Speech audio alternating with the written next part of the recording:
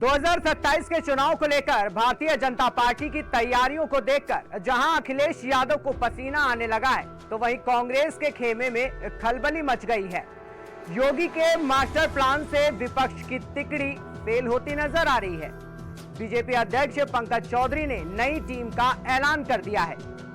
64 लोगों की इस नई टीम में 52 को प्रदेश कार्यकारिणी में जगह दी गई है और इस नई टीम में ओबीसी की संख्या 16 से बढ़ाकर 25 कर दी गई है। यानी जो अखिलेश यादव पीडीए का नारा लेकर चल रहे थे, जो उनके सबसे मजबूत किला था, उस किले पर बीजेपी ने उसी में सेंधमारी कर दी है, जिससे अब समाजवादी पार्टी को अपना भविष्य एक बार फिर से अंधेरे में दिखाई देने लगा है। इतना ही नहीं, 52 लोगों की सुपर टीम में लगभग 30% यानी 13 महिलाओं को जगह देकर विपक्ष की महिला विरोधी मानसिकता पर भी करारा तमाचा मारा गया है। जो विपक्ष सदन में महिलाओं के बिल पर विरोध कर रहा था, बीजेपी ने उन नेताओं को सबक सिखाते हुए ये साबित कर दिया कि हमारी कथनी और करनी में कोई फर्क नहीं है। विपक्ष समर्थन नहीं भी दे तभी भी बीजेपी महिलाओं को वरीयता देने में चूक नहीं करने वाली। बीजेपी के सिपाही ने सरोज कुशवाहा को महिला मोर्चा की प्रदेश अध्यक्ष बनाकर एक तीर से 2 निशाना लगाया। पहला निशाना पीडीए मॉडल पर और दूसरा पूर्वांचल की राजनीति पर। इतना ही नहीं, सपा से निष्कासित पूजा पाल को प्रदेश मंत्री का पद सौंपकर एक और चोट अखिलेश यादव की महिला विरोधी मानसिकता पर की गई। बता दें कि पूजा पाल प्रयागराज से विधायक हैं। उनके पति राजू पाल की हत्या की गई थी। माफिया अतीक अहमद के गुर्गों पर इस हत्याकांड को अंजाम देने का आरोप लगा था। इसी मुकदमे की पैरवी में जुटे राजू पाल के वकील उमेश पाल की भी फरवरी 2023 में दिन दहाड़े गोलियों से उन्हें भून दिया गया था। इसमें अतीक अहमद को साबरमती जेल से यूपी लाया गया था। फिर अतीक और उसके भाई की भी हत्या कर दी गई थी। उधर यूजीसी पर नाराज सवर्णों को साधने के लिए राजनाथ सिंह के बेटे नीरज सिंह को प्रदेश उपाध्यक्ष बनाया गया। बता दें कि राजनाथ सिंह सवर्णों के बड़े नेता माने जाते हैं और उनके पास ऐसा वोट बैंक है जिसे विपक्ष आज तक खाली नहीं कर पाया। 2027 की राजनीति साधने के लिए भाजपा ने सभी 6 क्षेत्रों के क्षेत्रीय अध्यक्ष बदल दिए।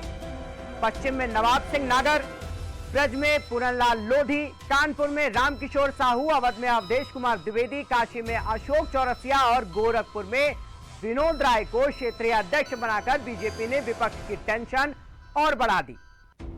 इतना ही नहीं, राजनीति के चाणक्य कहे जाने वाले अमित शाह राइट हैंड अंकुर शर्मा को प्रदेश मंत्री की जिम्मेदारी सौंपी गई है, जिसे एक बड़ा दांव माना जा रहा है। साथ ही नई लिस्ट में जो नाम फाइनल किए गए हैं, उसे देखकर यही लगता है कि बीजेपी ने यूपी में हैट्रिक लगाने की पूरी तैयारी कर ली और एक बार फिर से सपा कांग्रेस को चुनावी दंगल में कैसे धूल चटानी है, इसके लिए सियासी एक्सरसाइज भी बीजेपी ने शुरू कर दिया है। ये दावा यूं ही हवा हवाई नहीं है। पंकज चौधरी की टीम में कई नए और युवा चेहरों को मौका दिया गया है और लंबे समय से संगठन में सक्रिय अनुभवी नेताओं को चुनावी कमान अभी से सौंप दी गई।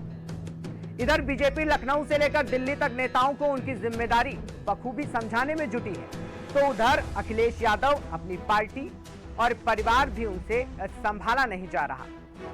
वहीं राजनीतिक एक्सपर्ट की माने तो उनका कहना है कि पार्टी की इस नई लिस्ट में भी एक लूप होल्स है जो चुनावी नतीजों पर असर डाल सकता है। जो भाजपा सवर्णों को लेकर इतनी आश्वस्त है कि सवर्ण उनके कोर वोटर है, भाई वो कहीं नहीं जाने वाले, कहीं खिसकने वाले नहीं हैं, उन्हीं को इस लिस्ट में अनदेखा कर दिया गया।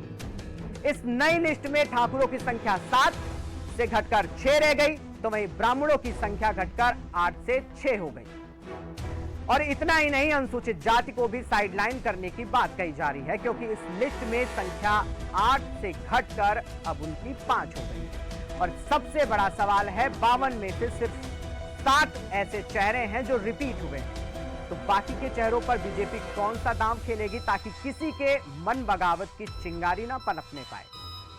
बहरहाल अब देखने वाली बात यह है, बीजेपी के इस ब्रह्मास्त्र का विपक्ष क्या तोड़ निकालता है।